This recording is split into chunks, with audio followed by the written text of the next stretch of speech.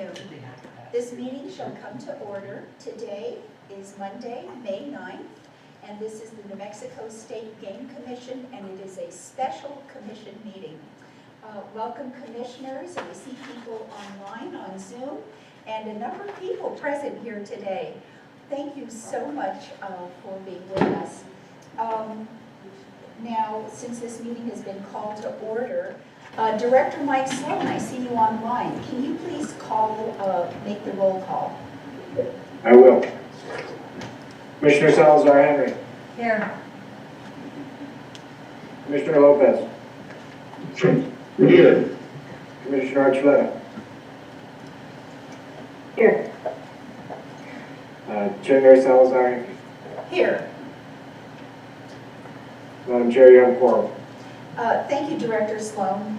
I'd like to add, Director, that I'm not going to revise the agenda, which we're moving into item number 3, approval of agenda. But because we have a number of people present here today, I would like to have some introductions of people present. We are not revising the agenda, but in the spirit of transparency and respect and listening to everyone, I want to make sure that if people have comments during this special meeting, they are most welcome to come to the microphone to speak and use the public comment cards that start with the department that department has here.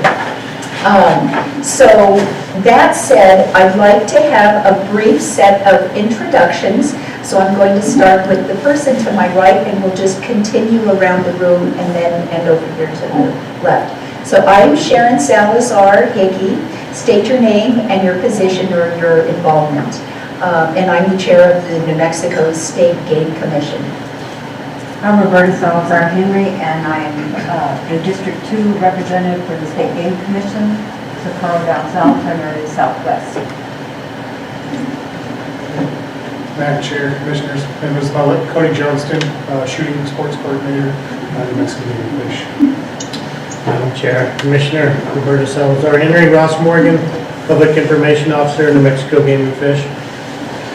Good afternoon, Madam Commissioner, Commissioners, members of the public, Stuart Wiley, Chief Wildlife Game and Fish. I'm Star Gonzalez, Marketing Department of Game and Fish. Ladies, public. Good morning, Madam Chair, Commissioners. My name is Tim Simbal. I'm the Colonel for Field Operations with the New Mexico Department of Game and Fish. Thank you, Madam Chair. Carrie Romero on behalf of the New Mexico Council of Outfitters and Guides. Madam Chair, Commissioner G.T. Nunn, longtime outfitter in New Mexico, also a member of the board of New Mexico Council of Outfitter and Guides and New Mexico Wild Sheep. P.B. Hill, lifetime resident, outfitter here in New Mexico. Ryan Bartlett, New Mexico Wild Sheep Foundation President. Michael Hand, I'm from Tajaras, and I'm on the board of New Mexico Wild Sheep. Madam Chair, Commissioner Jennifer Morgan, Under Education Coordinator with the Department of Game and Fish. Hi everybody, I'm Ben Neary from the Mexico Wildlife Federation. Madam Chair, Commissioners, members of the public, my name is Brandon Wynn. I live in Albuquerque. I'm here. I guess I'm the only unaffiliated person here. I'm here for myself and my children. I live in New Mexico. Morning, Madam Chair, Commission, James Pittman, Chief of the Information Education Division. Madam Chair, members of the Commission, Darren Vaughn, Editor for New Mexico Department of Game and Fish. Good morning, Madam Chair, Commissioners, and members of the public. I'm Tristiana Bickford. I'm the Department's Communications Director. Very good, thank you. And on mine, well, actually, there are people who are going to be possibly signing in, so let's let them do the introductions, okay? Rather than doing introductions online, we can see those already. Okay. The next agenda item is approval of the minutes of April 11th. This is an action item, and commissioners, I believe you've had an opportunity to read those minutes. Do we have any discussion before we vote? Madam Chair, Yes, Director. did I miss it, or did we need to do the approval of the agenda first? You're very good. We did not have a discussion and vote on the agenda item number 3. Discussion on approval of the agenda as written. So moved. A second? Oh, I'll second. All in favor, say aye. Aye. Aye. Aye. Director, I think we have a approval of the agenda. Thank you. Now for the minutes, I think we had some discussion, or there was no discussion. Do I have another motion to approve the minutes of April 11th? So moved. Thank you, Commissioner Salazar Henry. Do I have a second? Second. Thank you. All in favor say aye. Aye. Aye. Aye. All opposed? Motion passes. Approval of the minutes of April 11th. At this point, it's... Madam Chair, excuse me, Madam Chair, would you mind moving the microphone closer to you? We're having some difficulties hearing you. Is this better? Much. Thank you very much. Very good. So now we are ready to move to agenda item number 5, which is the executive session. Do we have any discussion? I don't think we do. Okay. So I'm going to move to adjourn to the executive session. It's closed to the public, and it's pursuant to section 10-15-1 H7 NMSA 1978, the attorney-client privilege litigation update. Do I have a second? Second. Second. Thank you. Director, can we just do just move, or do we need a roll call vote? We'll have to do a roll call vote. Okay, go ahead. Please do the roll call vote. Commissioner Salazar Henry, Yes. Commissioner Lopez, Yes. excuse me, Commissioner Archuleta, Yes. Chair Salazar Henry. Yes. Motion passes. Okay, very good. Thank you, Director.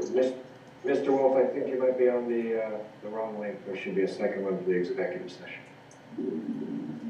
I am as well, so I'll transfer to that. Okay, very good. So Aaron Wolf and Dina and Terzio, if you could please disconnect with this link and connect with another link for the executive session, which is closed to the public. And it should be Great. We have 2 minutes, correct? a few minutes, yeah, about 2 minutes. Okay, 2 thank to you. 3. Thank you, everybody. Thank you for your patience.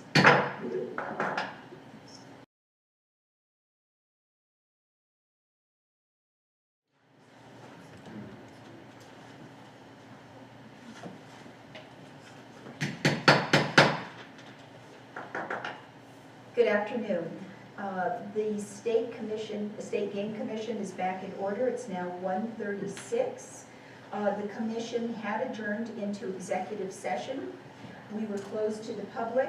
During the executive session, the commission discussed only those matters that were specified in its motion to adjourn, and it took no action as to any matter. So, that said, proceeding on with agenda item number 6, this is the commission vice chair selection. It is an action item, and I'm going to open it up for discussion. I first want to acknowledge former Commissioner Jimmy Bates, Jr. He did an awesome job. Members of the public, commissioners, Department of Game and Fish, I'd like you all to know that it was for personal reasons that he stepped down. He did an awesome job. I want to say publicly thank you, Commissioner Jimmy Bates, for the service that you provided. We are now at 4 commissioners. I do know that the governor's office is working diligently, very hard, on appointing or the 3 commissioner vacancies that are on the commission. They're being carefully reviewed, and hopefully we will have some news as to who those 3 vacancies are. But because the role of the chair and the vice chair is very important, and in order to proceed with business, I think it's important to have that position of vice chair filled. In some of the discussion that I have had with others, I want to say that all of the commissioners here, Commissioner Dina Archuleta, I'm going to go alphabetically, Commissioner Tercio Lopez, and Commissioner Roberta Salazar, all 3 of you are doing a phenomenal job.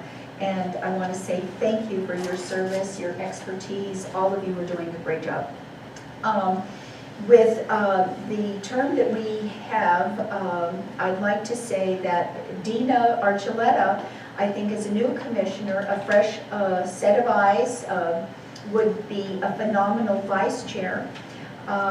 I believe that with her background, her expertise, she would be a phenomenal vice chair. And for that reason, I would be very happy to support her in a motion as vice chair. And I'd like to open up this topic for discussion. Madam Chair? Absolutely. Commissioner Salazar Henry. Madam Chair, I think Commissioner Archuleta would make an excellent vice chair. And I'm going to kind of list some of the things that I've been able to kind of ferret out on what I think about her in the many discussions we've had about different issues affecting wildlife in the state of New Mexico. And I think some of the most important ones are she's trustworthy. She's very respectful. When we've had conversations about certain topics that are, she's very interested in learning the entire subject matter. And she seeks out other people's views to find out the information that's important to her. She's very inquisitive.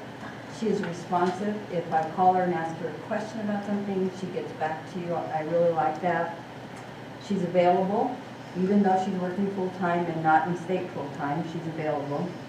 I believe she'll be a good team player on this commission. I think she values that from what I've been able to see so far. I know she wants the best for the wildlife, and she wants the best for this body. And, but most of all, you know, she's immensely qualified. She is, her background with the Department of Interior and at the Wilderness Society, I think, should dispel any fears about the fact that she is not taking, you know, she's been given a job that she's not prepared for. I believe she needs all those qualifications. And so I'm very happy to be serving with her and look forward to her being vice chair. Okay, very good. Well, I hereby move that the New Mexico State Game Commission move to accept Commissioner Dina Archuleta as the next vice chair of the commission. Do I have a second? Second. Thank you. Director Sloan, do we have to have a roll call vote for this? You're on mute. Had to have at least once, right? Madam Chair, I think it's at your discretion. Okay. All in favor say aye. Aye. All opposed? Okay, ayes have it. Welcome aboard, Commissioner Dina Archuleta. You are now vice chair. Thank you. Okay. Thank you, Madam Chair. Thank you. And thank you for being present on Zoom. Item number 7. This is the voting standard for the State Game Commission. Director Sloan, I believe we have a briefing statement that was posted on the website. And for members of the public, I'd like to just read it out loud. Maybe you don't have it online, but for the record, I would like all of us to follow along regarding the voting standard of the State Game Commission. The State Game Commission today is going to discuss and vote on a standard for the number of votes required to act on a motion at any and all commission meetings. The principal question is whether a motion can be acted on by a majority of the quorum present, or whether a minimum of 4 commissioners is required for a motion to pass. The background is that at the April 11th, 2022 meeting, the commission meeting with 4 commissioners present, the commission held a vote which resulted in 3 commissioners in favor and 1 commissioner against the motion. The motion was declared by the secretary to the commission and an attorney from the Attorney General's office as a failed motion to pass because 4 votes were not obtained. Commissioners questioned this voting standard of 4 votes to pass. In a document marked Attorney-Client Privileged Confidential Memorandum dated April 21st, 2022, regarding issues raised concerning the April 11th, 2022 Commission meeting, the Attorney General's office provided its interpretation of the statutes and confirmed its declaration at the April 11 Commission meeting. Currently, there are 3 vacancies on the commission and 4 commissioners who have been appointed by the governor to serve on the commission. At various times since 2019, there have been 1 to 3 vacancies on the commission. At previous commission meetings regarding public rulemaking, the commission has consistently had at least 4 affirmative votes for a motion to pass. There are 3 New Mexico statutes that should be examined and discussed. The relevant portions are Section 17-1-2 NMSA 1978, State Game Commission appointment term. Quote, to carry out the purpose of Chapter 17 NMSA 1978 and all other acts for like purpose, there is created a State Game Commission of 7 members. Section 17-1-18 NMSA 1978, bonding authority.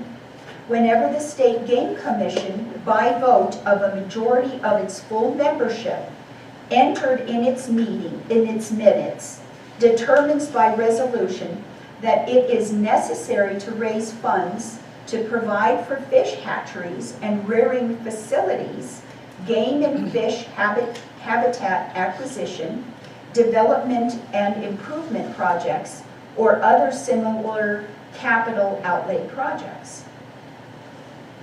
Section 17-2-5 NMSA 1978, adoption of regulations, effective date. Any written regulation of the State Game Commission adopted by an affirmative vote of a majority of the members of the State Game Commission, signed by the chairman and attested by the secretary of the commission, filed in the office of the director of the Department of Game and Fish, and filed in accordance with Section 4-10-13 New Mexico statutes, annotated 1953 compilation, is duly adopted and promulgated, effective immediately. So today, commissioners, Department of Game and Fish, and members of the public, we are here to decide on a decision. We're here to decide whether we can accept less than 4 votes on a motion and under what circumstances. Now, there have been references to the Attorney General opinion in this memorandum. Through these discussions, we are not waiving our attorney-client privilege. We are hereby, in this public meeting, making a decision, okay? And we're not going to waive any privileges that we have with the Attorney General's office. I think the communications that we've had with the Attorney General are very clear, so we don't need to rehash that. I will also add that I have a couple of speakers cards from members of the public who would like to speak on this particular topic. Now, in the past several meetings that we've had, the question has been, should we take the public comment before the commissioners have a discussion? And frequently, the commissioners have said, Madam Chair, could we just hear from the public first before we have our discussion? So I'm happy to do that today, is to invite the members of the public first, and then we can proceed with our discussion. I'm kind of getting a nod from Commissioner Salazar Henry, and as well as from Commissioner Lopez, and now Commissioner Archuleta, Vice Chair Archuleta. So that said, I'm going to invite persons, when I call your name, please come to the mic. Department of Game and Fish, Tristana Bickford, could you please also make sure, after I hear from them, if there's anybody out in the public on the Zoom meeting, that you let me know they can also speak, okay? So, the first name that I have, that I think this came in sequentially, Brian Bartlett from Garfield, New Mexico. President with the New Mexico Wildlife Sheep Foundation. We're happy to hear from you. Wild Sheep Foundation. Wild Sheep Foundation. Thank you, sir. Madam Chair and Commissioners, first of all, don't take things personally when we're making these comments. First of all, we want to make it very clear that we oppose this effort by the Game Commission to change the voting rules in the commission meeting. We are opposed to that. We don't think it's even necessary. This effort to change the rules in order to achieve some desired outcomes doesn't seem to be entirely ethical to us, especially since you had a quorum at the April 11th meeting when the motion to extend the public comment period failed. We feel that should have been the end of the vote. For sure, by doing what you're doing today, the optics are not good. This commission was established as a body of 7 members, of which no more than 4 can be from any single political party. We don't know what the makeup of this commission is now, but we're not sure that the current makeup of the commission meets the intent of that original requirement. We would also like to say that if socio-political or social decisions are to be made, we feel that the 7-member, politically diverse commission is probably a legal requirement. We cannot help what the governor has or has not done. And we understand what we're working against, but we still believe that you had a quorum at the last meeting. And the last thing we want to say is finally that we want to restate that the New Mexico Wild Sheep Foundation fully supports and endorses the recommendations made by the New Mexico Department of Game and Fish concerning the Bighorn Rule in March. We stand by our game department's proposal. Anyway, thank you very much. Thank you, sir. Carrie Romero.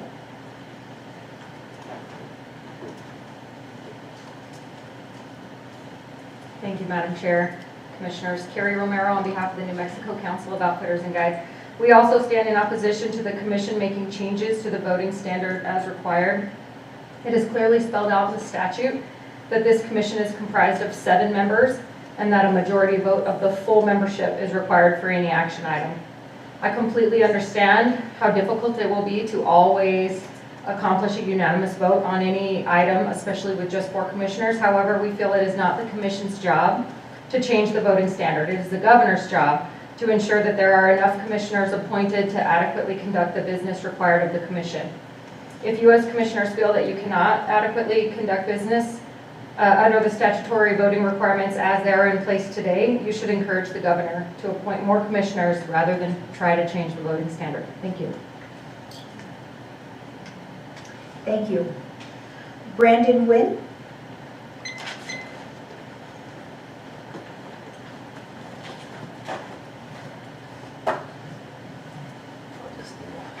Madam Chair, members of the commission, thank you for the opportunity to speak. So I'm way out of my depth on this. This is getting into legal and stuff. So, but after that last vote, oh, thank you. I hate standing for the talent man.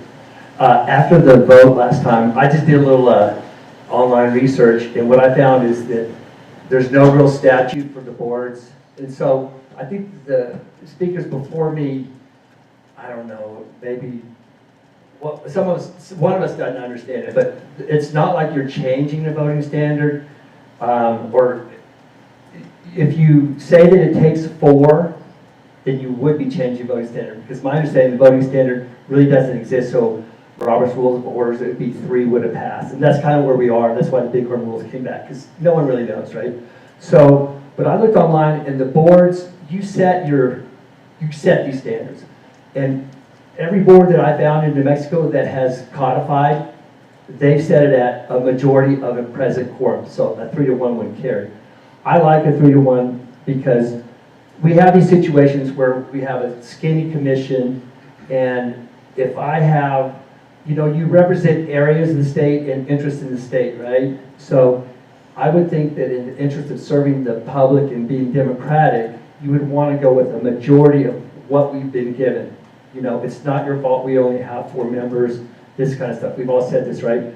So I just like, as representative government standpoint, I like a majority, So say I want something done, and my representative, who was Jimmy Bates, now I don't have a representative, right?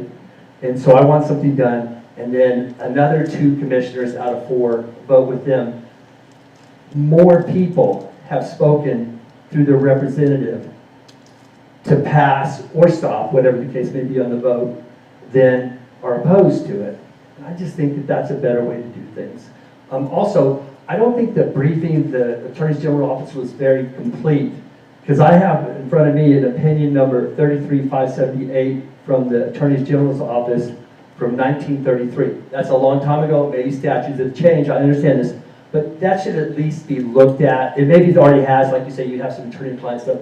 Maybe that you've already gone through this and that's in the trash can now. But if it's not, it really says, yeah, 3 is good. Okay, thank you. Thank you. Tristana, do we have anybody online that would like to speak? Madam Chair, at this time, I do not have anybody with their hands raised.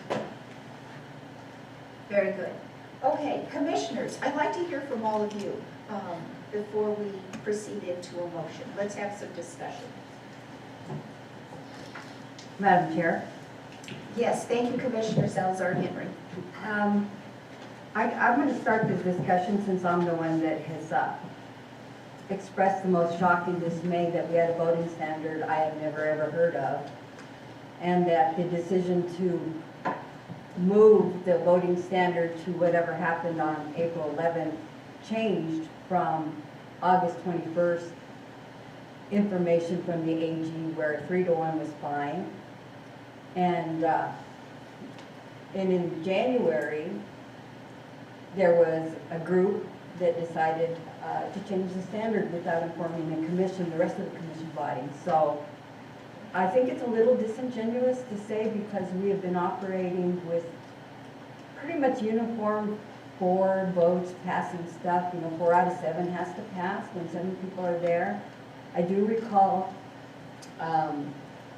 Jeremy Vesbach and Jimmy Bates losing the vote when we were working on the mentor hunt rule, and that was not 4-0. That was a split vote, and I think you cast the deciding vote on that.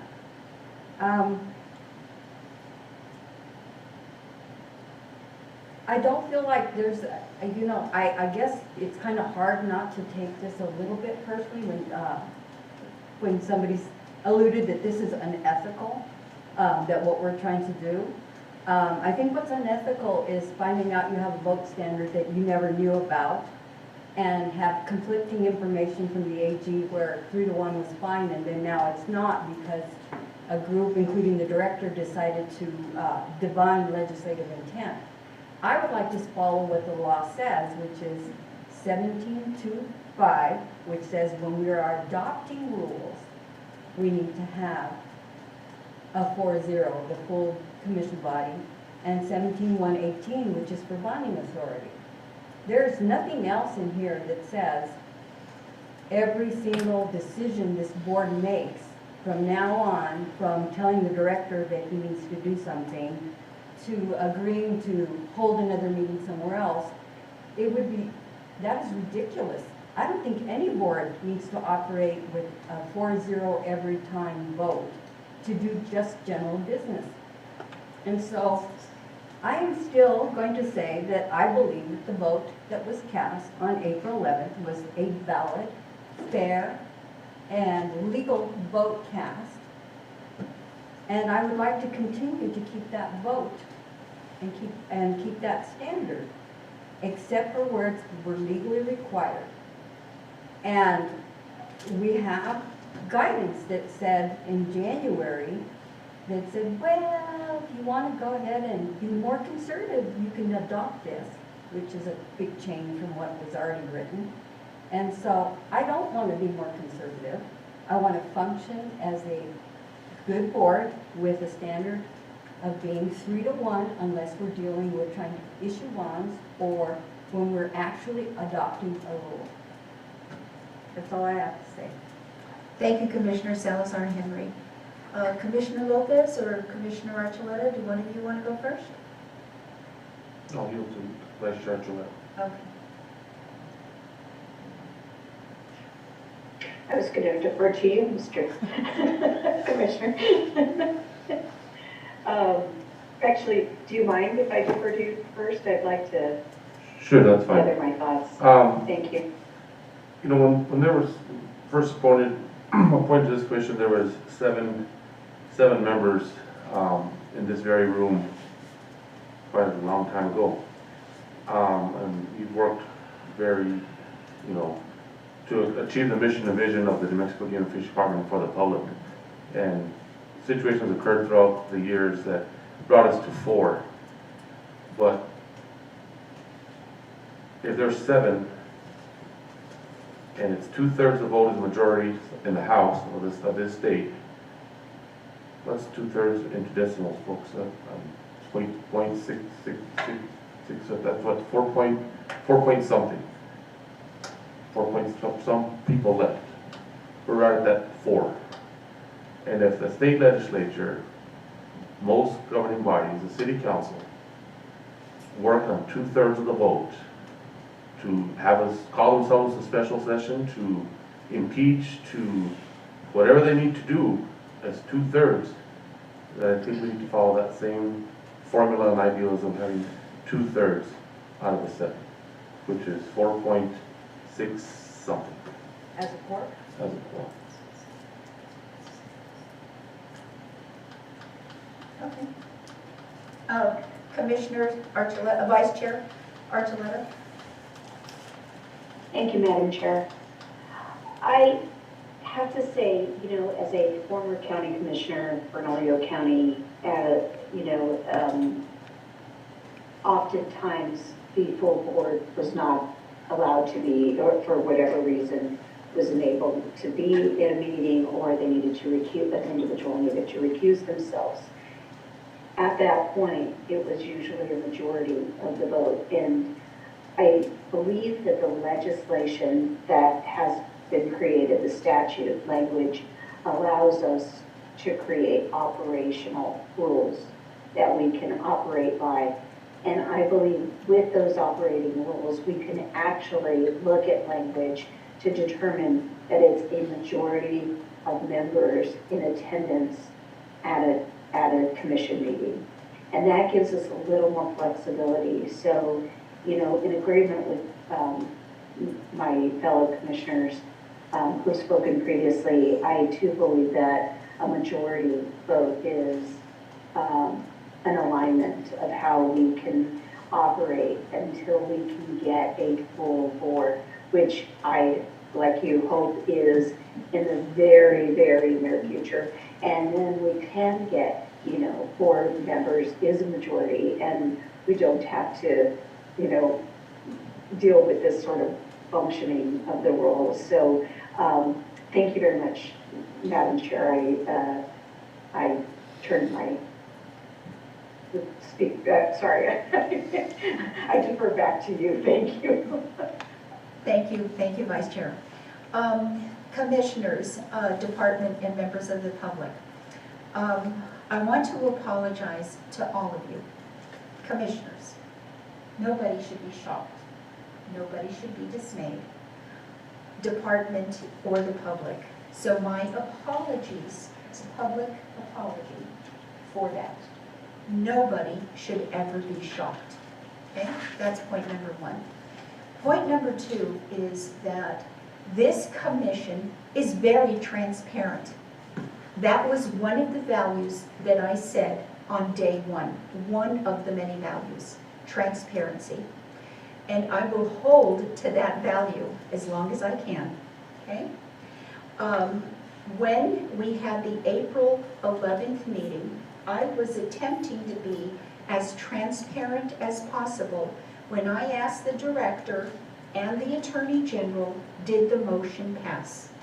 Because I have had many a discussion with the department and the Attorney General's office and the very previous vice chair before going to different commission meetings. And thank you, Commissioner Salazar Henry, for reminding me of another example where we had a split vote and I had to cast a deciding vote.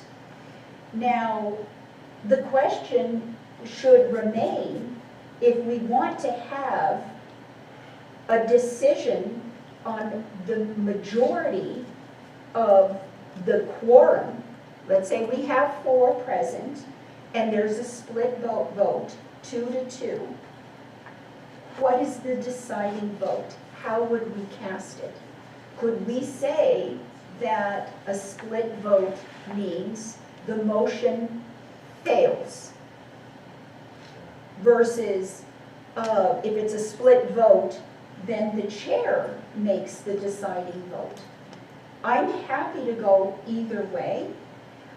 For now, we currently have an even number of commissions, and this decision and voting standard that we are coming up is critical, because until we hear from the governor's office as to who those appointees are, we have to be very formal, transparent with what our voting standard is. And I had been relying on the Attorney General that 4 was required. Now, if I can hear from the Attorney General that the voting standard can be the majority of the quorum, so long as the issue is not on bonding authority, 17-1-18, thank you, Commissioner. Or 2, it's not on rulemaking, it's not on rule hearing, we're not adopting the rule. If it's anything but those 2 things, including, hey, do we extend a written comment? But let's set that aside, because that issue is agenda item number 8. Right now, we're focused on what is our voting standard. And if I believe I have the concurrence from the Attorney General's office that it is valid and acceptable to have a majority on the quorum, I am happy to go with that. But members of the public, department, and commissioners, that had not always been clear to me. And so I want to make that very clear. That's why we're here today on this issue. So Attorney General Valerie Jo, can you please confirm that it is okay for us to have a majority of the quorum on a motion that is not on adopting the rulemaking under 17-2-5 or the bonding authority 17-1-18? So it's clear that 17-1-18 specifically speaks about the bonding authority, and I don't think anyone on the commission has a problem with that type of vote requiring 4 members of the commission. However, with respect to 17-2-5 and MSA, there is some, I think, clarification that needs to be hashed out by the commission as to how you're interpreting this specific provision. Because it does say any written regulation adopted by affirmative vote. So are you saying that that only pertains to after the whole collection of the public comments, with the public rule making hearing, with all the comments being formally collected and entered into the record, and then after that, when the commission has its vote? So you're saying at that point in time, that vote requires the affirmative vote of the majority of the members of the state game commission, which I believe has been interpreted to this point as being 4 members. If the commission wants to take the position that anything before that can be a majority of the quorum, I believe it is within the discretion of the commission to do so. However, you just have to formally adopt that. So I'm going to say, and I'm kind of seeing the vice chair nodding her head, I can't see nods from either Commissioner Lopez or Salazar Henry, but I think the answer, Valerie Jo, is that it would be anything that's not at the rulemaking hearing. So for example, if we have a motion to extend comment before we get to the rule hearing, it can be a majority of the quorum.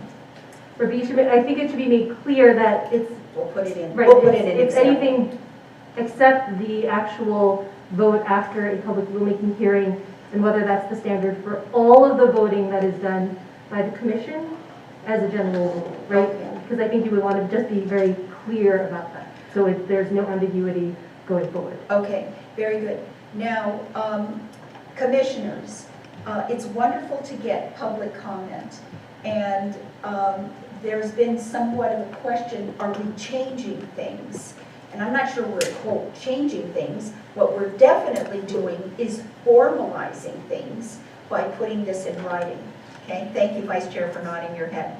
So the next question is, where would we codify or place this voting standard?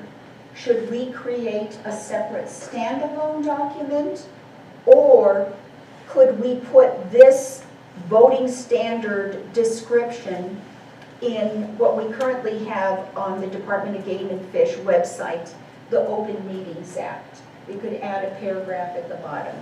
Is there any discussion on where would we want to place our voting standard? Commissioners, thoughts? Do you care? No. No? No?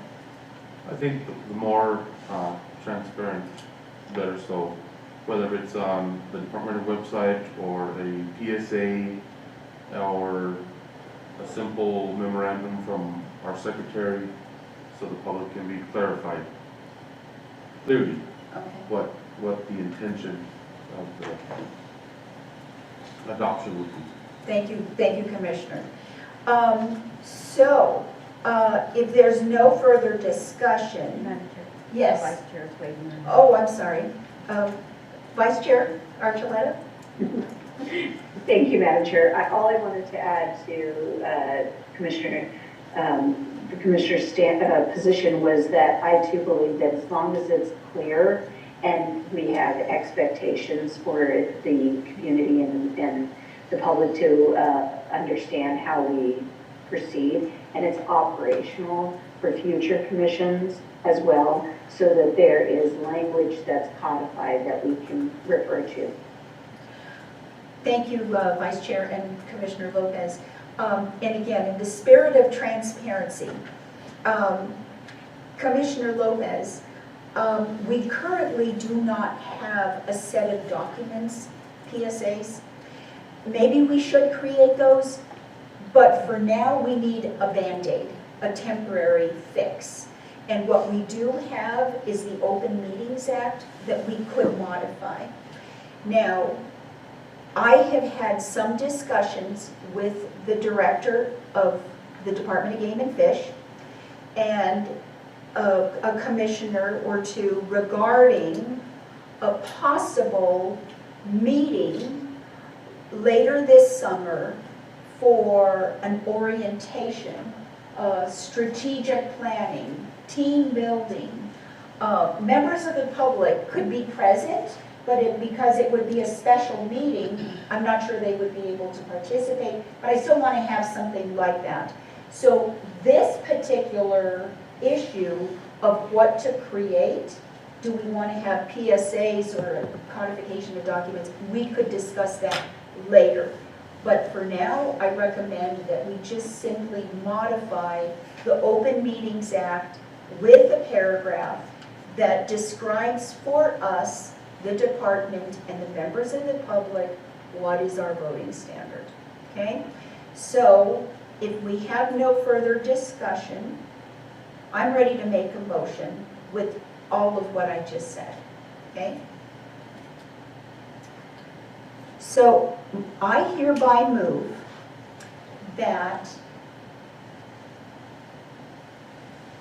as a temporary fix, and until the commission is able to meet later this year to determine appropriate documents describing our voting standard, for example, like bylaws or a PSA or whatever, the temporary fix is to add a paragraph to our Open Meetings Act that the commission's motion for an affirmative vote requires a majority of the quorum present, except for those decisions that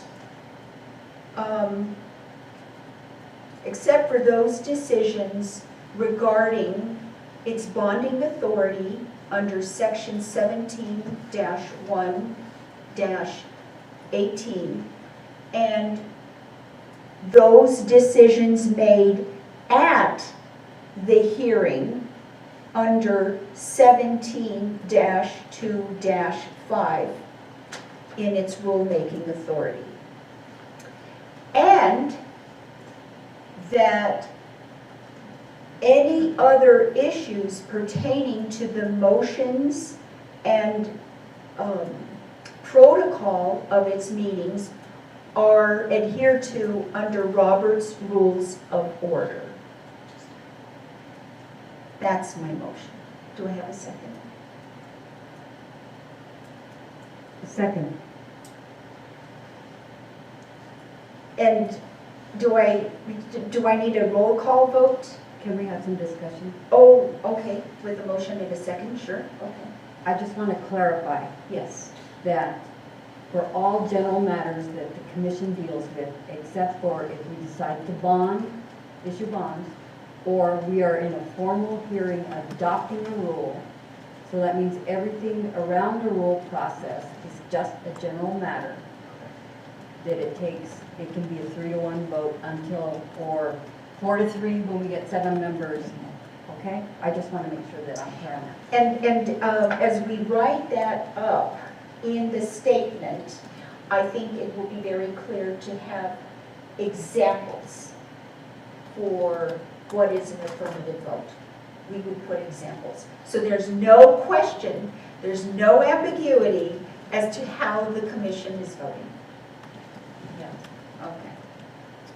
see some nods. Okay. Can we get an affirmative there? Everybody Amen. understands the same thing? Tercio? I understand. Okay. Dina, do you understand? Oh, Vice Chair, do you understand? I think, can I just clarify really quickly, because I think there was some challenges for folks on the online to hear as well. Unless, Madam Chair, you would like to walk us through that again, just a little closer to the mic. It was just a little challenging. Okay. Dare you? And I know that was a complicated expression, so if you wouldn't mind, I'd really appreciate it. Okay. Unless you'd like me to paraphrase what I think I heard. Okay, let me see if I can paraphrase. The motion for the State Game Commission is that we will adopt a voting standard today that we may use until we have a more formal document, but it's going to be in the Open Meetings Act. And in the Open Meetings Act, our temporary voting standard is that while we have a commission that is less than 7,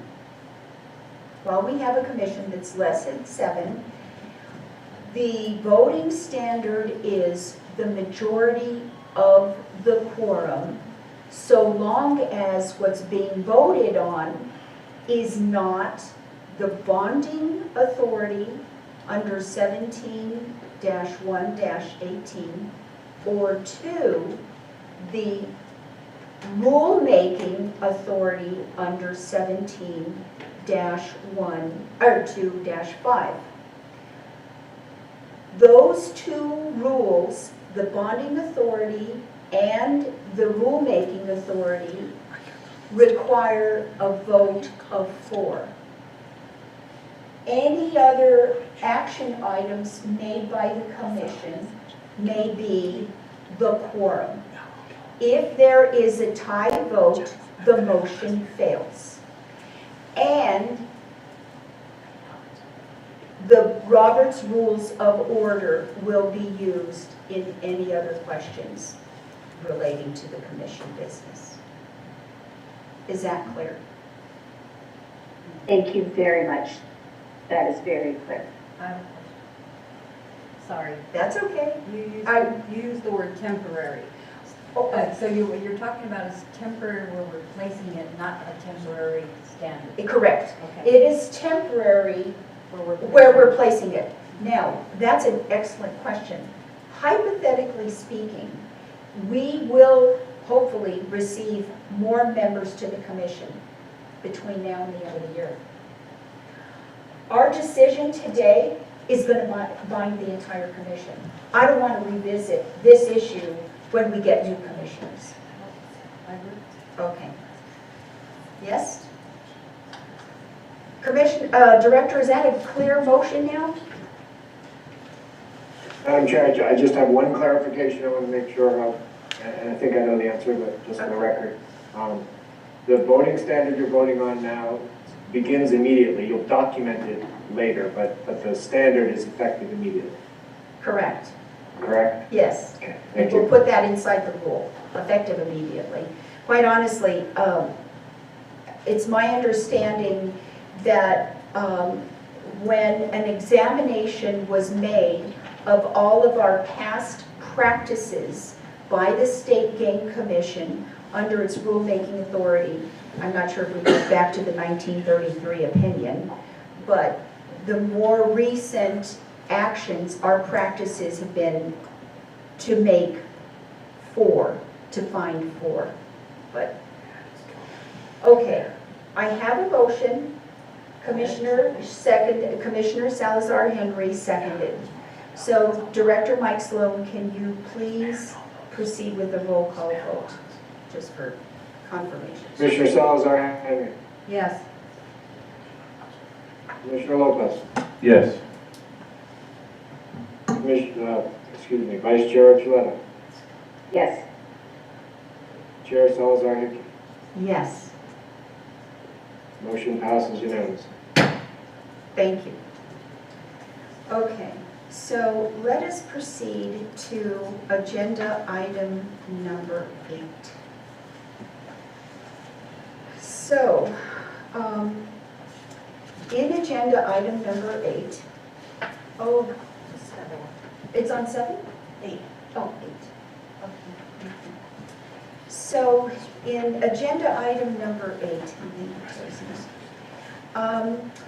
if any of you wish to follow along, this is also posted on the Department of Game and Fish website. It is our briefing statement on extending written comment period for public input on the Bighorn sheet for Rule 19.30.17.10B NMAC. Now, so why are we putting this on the agenda?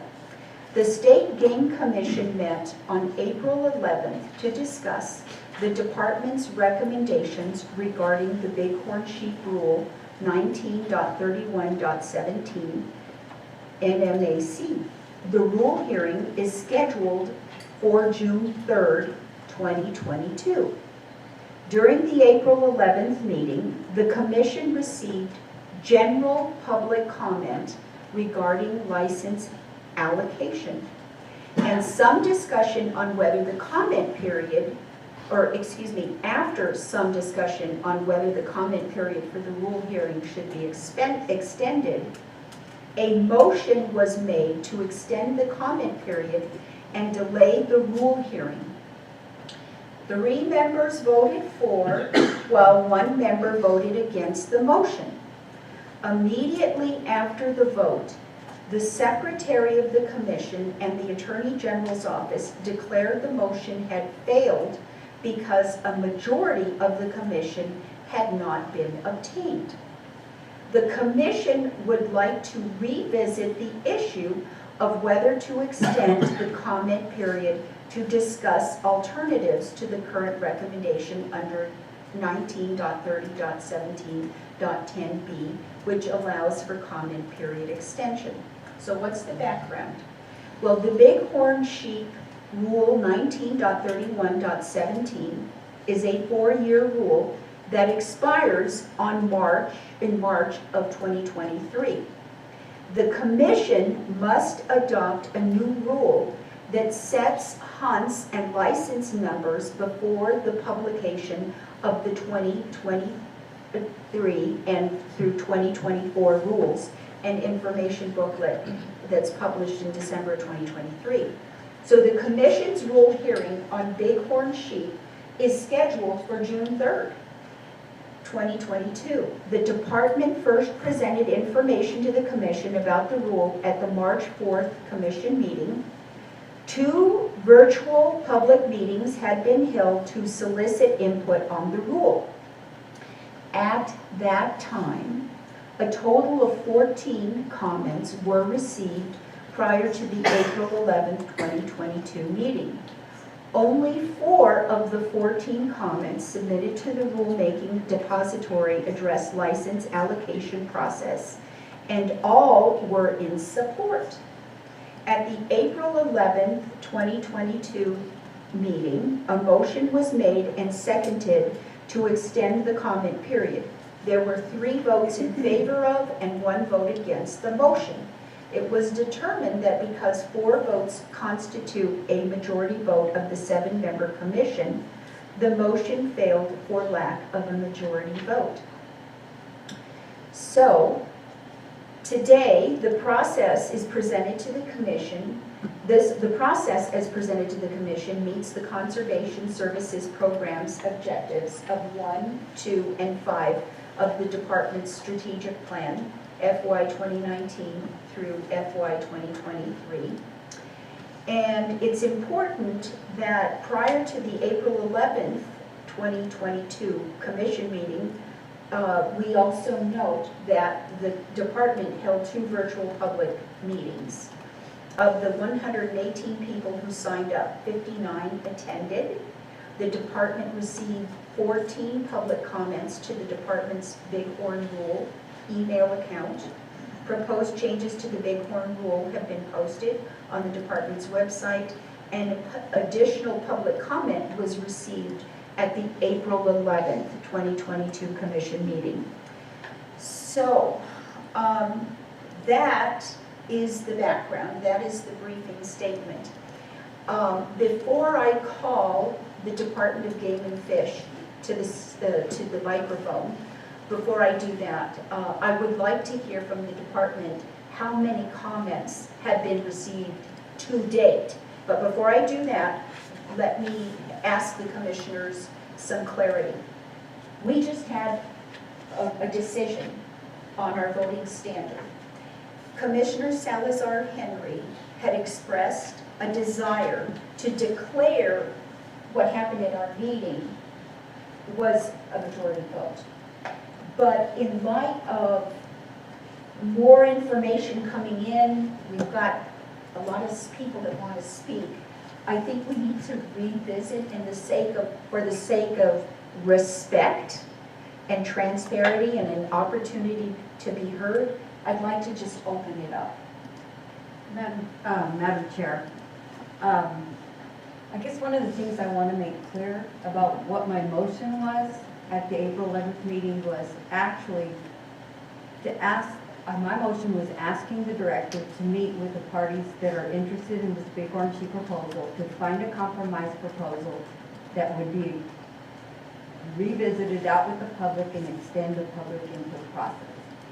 That was what my motion was, not just to extend the public input process. It was directing the director to work with those folks and come up with a compromise proposal. So I just want to be clear that that's... So we can still revisit that motion today. I don't know. I just don't understand why that motion is invalid. Are you saying because we didn't adopt this standard that we should go back and revisit? Is that what you're saying? My only concern is that if we do that for going back, then do we have to look for other motions that might have failed? Or two, we do have people that want to be heard on. Sure. So I kind of would like to just. No, I'm fine with letting folks come back up and talk again on this whole issue. It's not a problem. And the reason I say that is because we just formalized what most of us believed was the process. So I'm okay with talking about this again. Okay. Well, we did revise the process, our voting standards, where a tie vote is not voted by the chair, it's actually, so that was a difference. So, commissioners, if it's okay with you, at this point, I'd like to start with the Department of Game and Fish. And then I'm going to proceed to speakers, and as I call your name, I'd like you to come to the microphone. So, the Department of Game and Fish Division Chief Stuart Lively, could you please come forward? I just presented the number of public meetings and the number of public comments that have been received by the department. Do you have any updates to provide us with regard to that information? Yes, Madam Chair. As of this morning, in terms of the official record, we've received 25 comments. So that's updated from the 14 that you received previously up to the April 11th meeting. Of those 25 comments, starting to get worse eyes, that's great.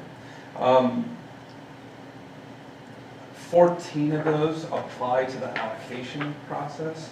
11 of those were to keep the draw structure the same. 2 were to change the current draw structure, different comments on which way to do it. And then 3 comments were specifically to not extending any of the comment period due to the allocation process.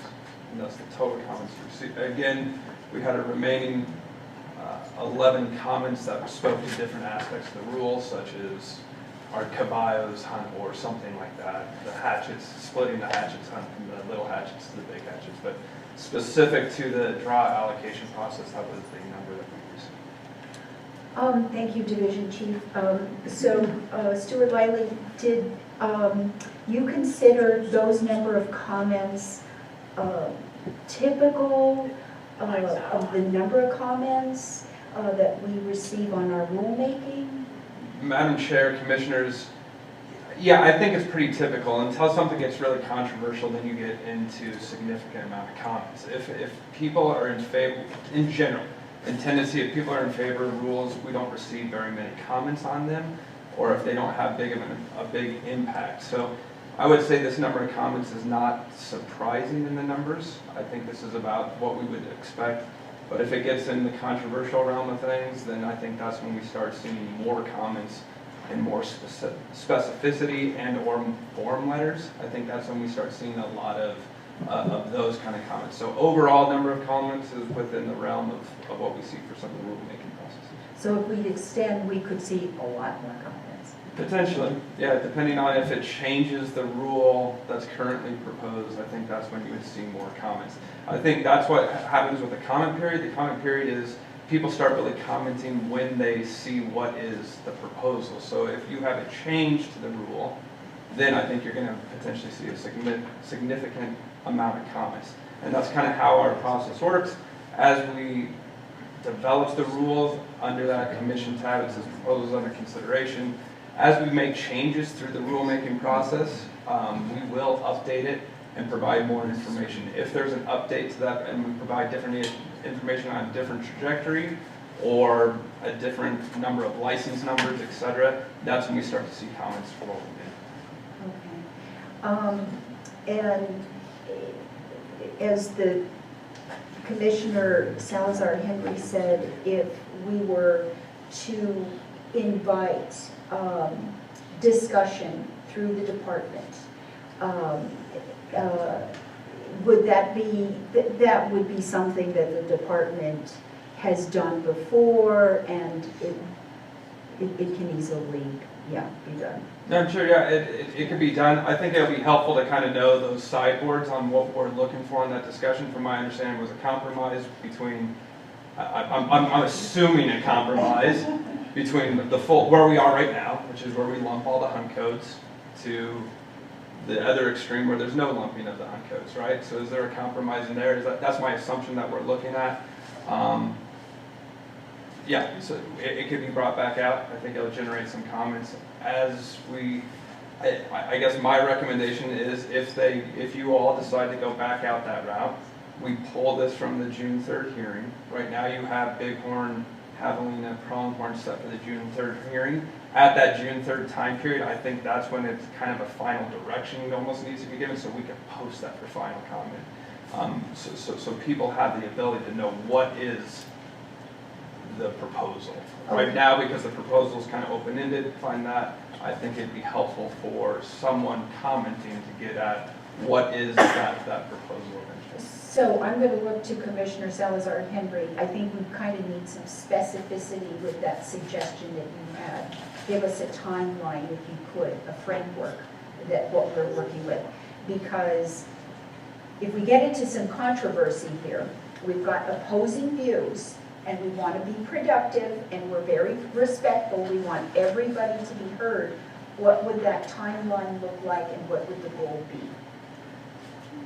Madam Chair, we had a request to speak directly into the microphones. It's not picking up great on Zoom. Okay, I apologize. Thank you. Okay, thank you.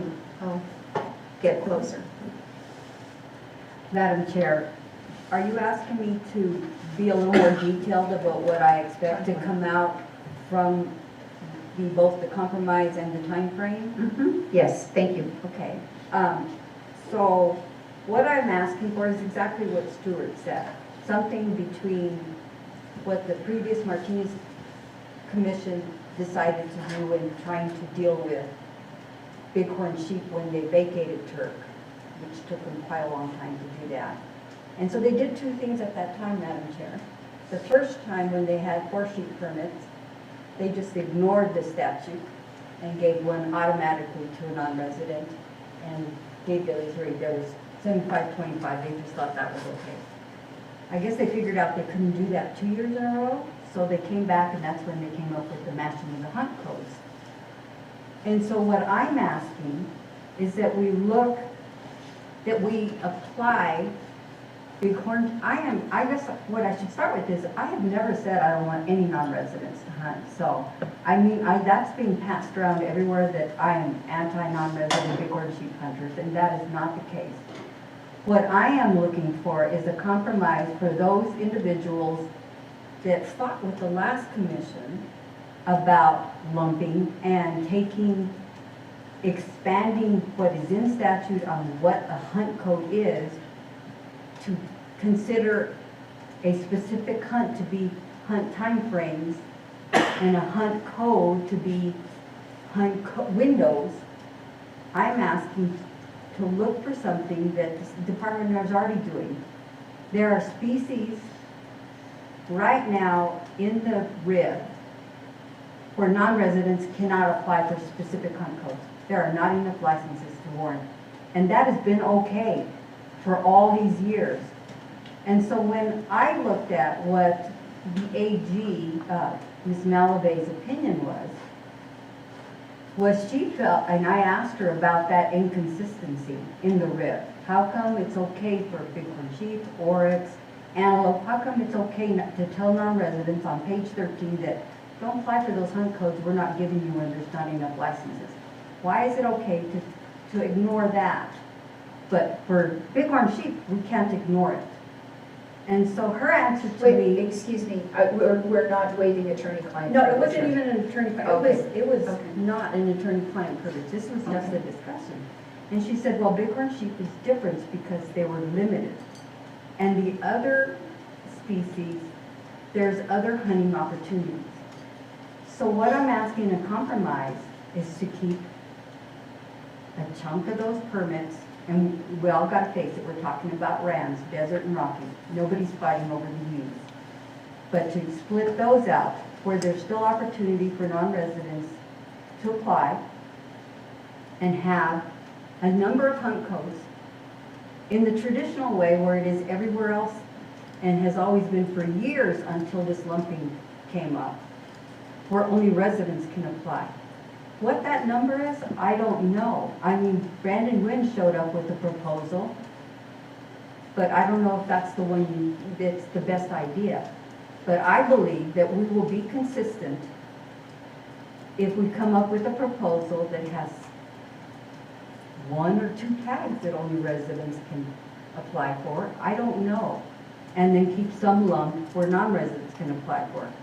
I also know what's missing in this whole discussion with 17.2 A2, along with 17.2 A1. A1 is the definition, the bona fide definition of what a hunt code is. And it says a specific hunt, not hunt timeframes. It says authorize and a time frame, not time frames and specific hunt. 17.2A2 is basically the mission for the Game Commission. It says the State Game Commission shall develop a statewide system for hunting activity that increases participation by New Mexico residents and considers hunt quotas, local and financial interests, etc., etc.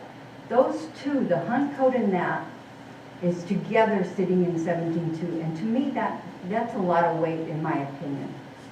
And so all I'm asking is not to turn this into a fight over the haves and have-nots, is it to find a compromise. Because I know that there's room to compromise here where the folks that didn't like what the last commission did are being heard also, and why. And their beliefs are different than the people that are okay with the lumping of the hunt codes. As commissioners, when the department brings stuff to us for any proposal, we get to have input on that. That's part of our responsibility. We can ask for something different, just like the previous commission did and the previous commission before that. We are not a rubber stamp for what the department says. We get to have our input. That's why the governor trusted us with these positions. And so, the department has already said to me in a memo, this is not a scientific issue. They've already weighed in on the science, which is these many permits for this species can be hunted. So the science is there. So we're talking about the social policy, which is part of the commission's responsibilities to weigh that social aspect. And what I'm asking for is to consider compromise. That is one of the things that I took to heart when I interviewed for this job, this volunteer job here, is the governor said, when you can find compromise, I expect you to find compromise. It cannot be a zero-sum game for somebody. And so transparency, finding compromise, looking for a way to win-win. And so I'm very, very, very passionate. You can tell I'm passionate about this because I think there's a way to move forward. And I also think that it's shame on the previous commission. They knew they had a problem with this, and they never went to the legislature to put in place legislation like every other Western state has that deals with these limited number of licenses. And so they kicked this can down the road, and I don't want to kick the can down the road. So I would like this compromise that's temporary, and that the group comes up with a compromise, and then the legislation can fix it to whatever it should be. And whether the groups work together to, I mean, it would be in their best interest to work together to find compromise on legislation. But for now, I want a compromise proposal brought forward. Okay, well, we have, thank you very much, Commissioner Salazar Henry. My question was more, again, a timeline and what was happening. I'm sorry. That's okay. And with Division Chief Stuart Lively present, I'd like to confirm what that would look like. So based on the good background that you gave, and that was very helpful. Pre-Turk and, you know, the whole values, what you're looking for, the compromise, and we're not looking at the have-nots and that sort of thing. What we're looking for is extending the comment period. We are currently scheduled for a hearing on June 3rd. Yeah. That June 3rd hearing would be moved to August. Okay? And thank you, Director Sloan, for nodding your head. During that period, and again, this would be consistent with our rulemaking code, our regulations. So then it would be the department, Stuart Lively, and the director, Mike Sloan, working with everybody to collect more comments. Would they target the same people? Would they have multiple meetings, one meeting? Do they continue with the same process they have with collecting comments? That's what I'm looking for, that kind of specifics.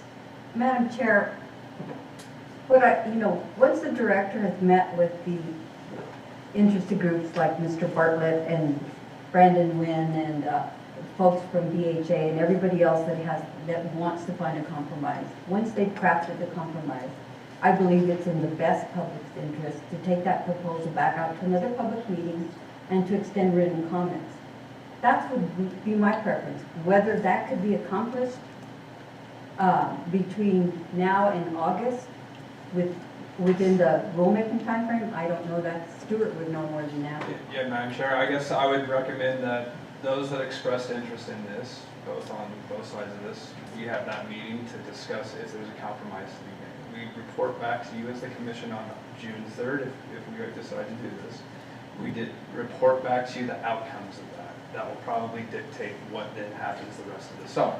Depending on the outcome of that meeting, and we'll probably hear a little bit here, there may not be a compromise at that meeting, and that may be what it is, and that's where I think at the June 3rd meeting, there might be direction that needs to be given.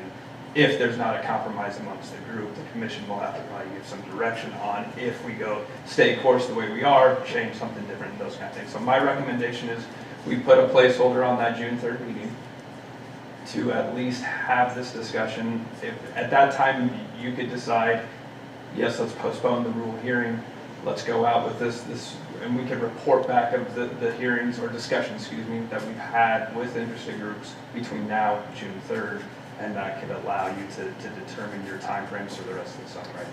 Okay, thank you, Division Chief and Commissioner. So let me summarize, and then I'm going to invite people up. And Director, I want you to confirm this, okay? Because you've been kind of nodding your head. What I just heard is that before the June 3rd meeting, there will be a meeting scheduled by the Department of Game and Fish. And you will identify people from quote-unquote both sides.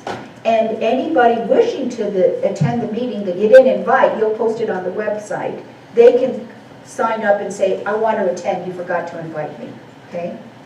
You will have that meeting before June 3rd, so that when we have the June 3rd commission meeting, you can summarize for us how that particular compromise meeting went. I like the word, thank you. How that went, and so that you can tease out the specific options that the commission can put out for public comment. And then we would have the final rule hearing on August 19th at Gallup. Madam Chair, yeah, I think that would be... Madam Chair, sorry. Repeat. Yes, Madam Chair, I think that's works. I think one of the things that I would probably just amendment to that if possible, this meeting between now and June 3rd, my recommendation is not to open it out to every single person, because I think it's going to be a large group of people. There have been people that expressed interest during the whole rule-making process that I think that would be the appropriate people to reach out to. It's definitely varied opinions on that. I think that represents the spectrum that we have. My fear is if we get into a meeting of 200 people across the nation to deal with this, we are going to get nowhere. So my recommendation is to narrow scope that. Of those people that expressed concerns before, then we would come back to you June 3rd, telling you the outcomes of that. If that led to a compromise, that compromise then gets posted for a public comment period and also a public meeting to discuss that compromise. If there's no comment or compromise, I think in that June 3rd, we come to you and discuss what that was, look to you all to say where are we going to go from there at June 3rd. It still puts us on track for your August meeting timeframe for it. Thank you, Chief. Director Mike Sloan, do you want to add anything before I bring up people from the public? Madam Chair, that's what I was going to say, is that I think that in order to be most productive, those folks that have already provided specific comment and represent large groups would be most productive in a smaller group trying to identify a compromise, bring that compromise to you in June, as Stuart suggested. That would be almost the equivalent of a subsequent discussion. We draft a rule, have public comment, and then be ready for a hearing in August. Potentially, we could give an update in July. Very good. Thank you, Director, and thank you again, Commissioner and Division Chief for that dialogue. But Director, what I would like to do is hear from the members of the public that have submitted some cards, because maybe that information could be heard and considered when you schedule that meeting and brought to the table. Okay, so let's start with the first name that's on the card of the list. Jesse Dubell, Executive Director, New Mexico Wildlife Organization. Madam Chair, while Jesse gets up, there was just a comment in the chat about allowing public comment before that meeting. The public comment is still open on the rule. So if you email that rule box, we'll add that to the stack of comments we receive. Very good. Thank you. And I see Tristana Bickford over here nodding her head with a big smile. So thank you. Madam Chair, Commissioners, thank you very much for this opportunity. I'd like to start by congratulating our new Vice Chair on the Commission. Congratulations to Commissioner Archuleta for her role now as our Vice Chair. I'd also like to acknowledge that as we all sit here and talk about these very important issues like bighorn sheep tag allocation, I want to acknowledge the game and fish officers, men and women who are fighting the wildfires in northern New Mexico, really showing extreme bravery and putting themselves out in the community to help those impacted communities by these horrific wildfires. So I just want to thank the department and the officers who are doing that. The big game rule in general comes up every 4 years, so we don't have a lot of opportunities to engage in these kinds of decisions and to go through the nuances of these various rules affecting each of these species. And so I really want to express support for extending the comment period and providing this opportunity for compromise. The New Mexico Wildlife Federation has been very vocal that we do not support the lumping of hunt codes as it pertains to bighorn sheep. We think consistency matters, and it's important to interpret statutes consistently, and if we don't lump hunt codes for other species, nor should we for bighorn sheep. But with that said, I very much believe in the spirit of compromise and look forward to the opportunity to sit with other stakeholders and discuss potential improvements to our current system. It would be very, very easy for us to just maintain the status quo. We could rush through that and it'd be the easy thing to do, but I think we need to invest the time and the energy and really respect the fact that this is a once in a 4-year opportunity, so let's give it the time that it deserves. Thank you very much. Thank you. Next up is Nunn from Boski. Yes, ma'am. Thank you. Madam Chair, Commission, GT Nunn. I just came to say I do not think this needs to be extended. At this time, I think we're nearly 60 days of public comment. According to the chief, a large majority in favor of leaving it the way it is. I think the public has spoken. I think we should move on. Thank you. Thank you, sir. Brandon Wynn?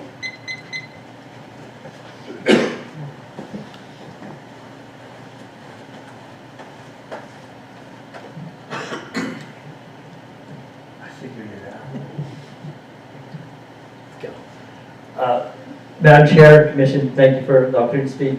I want to go backwards a little bit. I'm really impressed with the way all of you handled, the Commission handled the last agenda item on the vote. That was real thorough, and you did a really nice job of explaining it to us what you're doing and clarifying it and saying that, you know, this is going to be binding. And so I was really impressed with that, and I'm impressed that the way we got here and that the Commission bent over backwards to try to make everyone happy, and it was really, really gratifying to see good governance like that. You should be really proud of yourselves, all of you. And you asked, Chair, you asked wonderful questions. I was really impressed. So, and also I appreciate the chance for extending the bighorn rule. It sounds like we're kind of going down that road and trying to get to some sort of a compromise.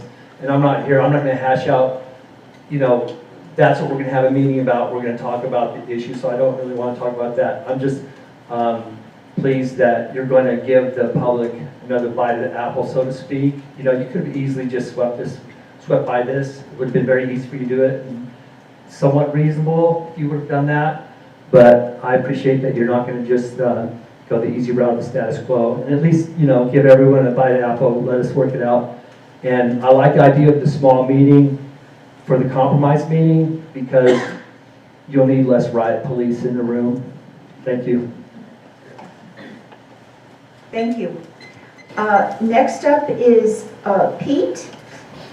Madam Chair, he had an emergency and had to leave. He did leave me his comments. If you want Can me to you read please them. come forward? Sure. Thank you. But I also know that you're next, you have a card too, so you'll do both. Thank you. Sounds good, okay. Okay, so the gentleman's name is Pete Vigil. He's a lifelong resident of the state of New Mexico. He's also an outfitter.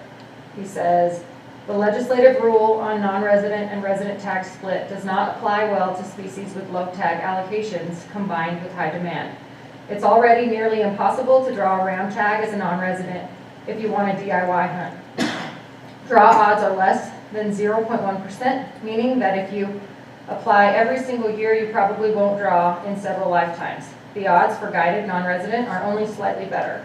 There are thousands of non-resident hunters chasing every ram tag, which equates to millions of dollars flowing into the state of New Mexico every year. I personally enjoy applying for bighorn sheep tags in other states as a non-resident, and by New Mexico eliminating non-resident bighorn hunting tags may enable other states to also eliminate non-resident bighorn tags. Thank you. Commissioners, once again, speaking on behalf of the New Mexico Council of Outfitters and Guides. We feel strongly that there is no need to extend the public comment period for bighorn sheep. It is very common, in fact, it is the norm for all public comment processes across all different types of government agencies that when a proposal is generally favored by the public, there are very few public comments. That is exactly what happened with bighorn sheep over the last few months. The vast majority of the general public is in favor of Bighorn sheep permits being allocated as they currently are. The Attorney General also confirmed that the department's method is legal and in compliance with the statute, and there has not been an influx of opposition comments since the last commission meeting, even though the portal is still open. This is clearly a non-issue to the majority of resident hunters. For the commission to even consider extending the public comment period on something so non-controversial simply gives the impression that this issue is more politically motivated than conservation-based or even opportunity-based.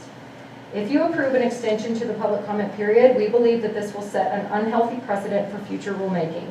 And let's be clear, the public comment period is 100% part of the rulemaking process. An extension of the Bighorn sheep public commenting process would remove the rule, which I believe might even already be at the register, and it would potentially change the particulars of the rule. I would argue that the public comment process is actually more vital to the rulemaking process than the actual hearing to approve the rule. Thank you. Thank you. Do we have any comments online? Madam Chair, I do not have anybody with their hand raised. Okay, thank you, Tristana. Commissioners, can we have some discussion on this? None? Okay, Vice Chair? None? And Commissioner Salazar, do you want to add anything? I guess there's a couple of things I want to add is that I think maybe needs a little bit of clarification. And the auction tags and the lottery tags have brought in, and I don't dispute that, brought in vital matching money, the federal dollars. But they're not the only dollars that are being used. The general license buyers, the folks that are buying fishing licenses and small game licenses, are also contributing to the Bighorn Sheep program, and quite a bit of money towards that. Federal dollars are everybody's dollars as well. The other thing I want to make clear is that in the last 5 years, 19 out of the 20 licenses that have been issued in the auction and the lottery have gone to non-residents. So we are not eliminating, and we are not eliminating any non-resident opportunity, because there are licenses for them to get, and they've been very prolific and very good at that. So I just wanted to add those two things, that the general license buying public is also supporting the program, and they have, even when we didn't have bighorn sheep hunting opportunities, they have helped build this program into what it is today, to where it can be hunted. So those are just my closing comments. Okay, thank you very much. Well, I will add something, and then I'm going to turn to you, Commissioner Salazar Henry, to form a motion, okay? But before you submit your motion, let me just give you my opinion on what's going on. At our April 11th meeting today, well, let's start with, at the April 11th meeting, I was not in favor of extending the rule hearing, pushing it back. And the question was, why? I was very concerned about precedent, because if we do that when we already have a number of comments that have been submitted, we already had a process that had been utilized, and we're finding a reason to extend it, which the reason seemed somewhat arbitrary, just because one group said, let's move it forward, but everybody else hadn't said, weighed in on should we move it. Today, I hear both sides saying, yes, no, do we really need to extend the comment period? It's controversial. If we do that today, I would ask the commission that to be mindful anytime we're in rulemaking, that if somebody comes forward and says, let's have more comment period, I want compromise, then we should do that. I'm not sure, I wasn't on the commission when the non-navigable water rule was put together. I'm just throwing it out there. If we have a rule that is controversial and we decide to extend comment to look for compromise, it's incumbent not only on the commission, but more importantly on the department and the members of the public to work together to form that compromise. And everybody that I have heard here today, I firmly believe in them that they can work towards that compromise, okay?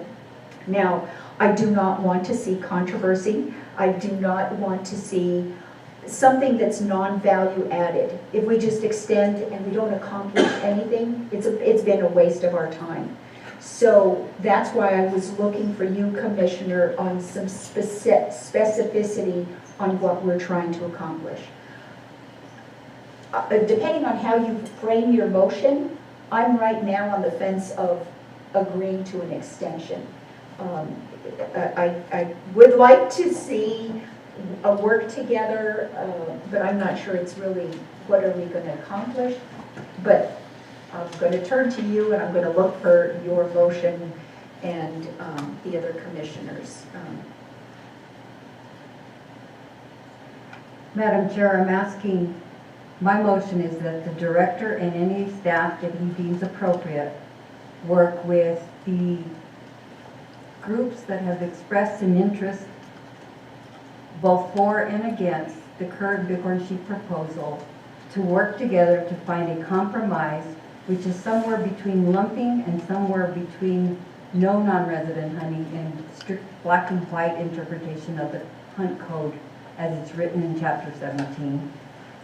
And that the director and his staff come back to the commission with a compromise proposal or an update as to why a compromise wasn't able to be achieved. And then at that point, the commission will decide on how to move forward, whether it's to create our own compromise proposal or accept the department's current proposal. And the final rule hearing for Bighorn Sheep would be in August 19th meeting. And to clarify that, in that motion, you're making it very clear that when the department works with the groups, that one of the considerations, not only, some of the considerations could be lumping, the non-residence issue, and the third being no change in this, as the department's current proposal, keeping the department's current proposal. What I'm asking is the director work with the groups to find the compromise. If there's a need to come. And then to come back with what happened at the May meeting that he's already scheduled. And if there's no compromise and he is not able to work with the group to be able to find that compromise, and then we'll find out in June. And then we'll have to make a decision what to do as a body then. Okay. But the final rule hearing would be in August. Okay. Director, is that motion clear enough for you? Madam Chair, I believe it is. Okay, Need to perfect. find a compromise or let you know that one can be reached. Okay. Do I have a second? Second. Okay. Director, why don't we do a roll call vote, please? Commissioner Salazar Henry. Yes. Commissioner Lopez. Yes. Vice Chair Archuleta. Yes. Chair Salazar Henry. Yes. Motion passes unanimously. Okay. So, moving right along, the last agenda item is to adjourn. Our next meeting is on June 3rd. And at that meeting, I would like to say before our agenda is posted, commissioners, department, and members of the public, in the spirit of transparency, I would like to propose in my next draft, if we have anything under executive session, that we not only list A, B, and C, which is litigation, property, and personnel matters, that we begin using like a numbering system so that if there is an ICRA request, which we sometimes get for our records, that there's some transparency and some clarity for the members of the public as to what we're voting on. So I'm going to come up with a draft, and then at the June 3rd meeting, we can discuss in more detail that kind of approach and whether we want to use that kind of approach or something else. So I'm just throwing that out there, giving you a heads up on the June 3rd meeting. And we will also need to talk about the next special meeting after the June 3rd meeting, if it's after August or in September, an orientation. Yes? Madam Chair, point of personal privilege. Can I ask the director to give us an update on how the department's helping out on the fires before we leave today? Oh, it's not on the agenda. Can we do that? I think that's an excellent, because, yes. It's okay because it's a discussion item, it's not an action item. Okay, thank you, Director. And thank you for one of our members of the public. He did acknowledge the valor of the department. So firefighting, fire situation at the department. So Madam Chair, we have a number of officers both in the Taos Supervisory District and the Las Vegas Supervisory District, as well as several others, I believe, coordinating with local law enforcement, helping with evacuations, as you may have seen Officer Reyes's picture in the newspaper. We also are working the roadblocks and just generally assisting, also keeping an eye on things wildlife related in case there's something we can do to assist animals in moving away from the fire. They're super busy. I know that Colonel Simbel's been up there and met with the command staff of the fire, as well as local law enforcement, to make sure that all our coordination efforts are being helpful, and they appreciate our efforts.